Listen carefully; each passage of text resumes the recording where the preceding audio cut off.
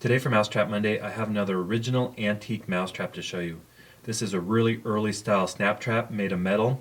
It still has a paper label on back. This is called the Easy Catch. This was first patented by Charles Nelson of Galesburg, Illinois in February of 1900. The original design had a square top. This one slightly later it has a round top. I saw these advertised in a hardware store catalog in 1915. Back then they sold for a dozen for $1 or just over 8 cents a piece. And they work just like our modern snap traps. You pull the kill bar back, has a very powerful spring, hooking the lever to the trigger pad. Then you can put some peanut butter on there. The mouse comes along, steps on it, and that has quite a bit of force. That will definitely work. Now the mice have moved back into my garage. I want to take care of them. So we're going to test out this 100-year-old style mousetrap with the motion cameras, see if we can get those mice.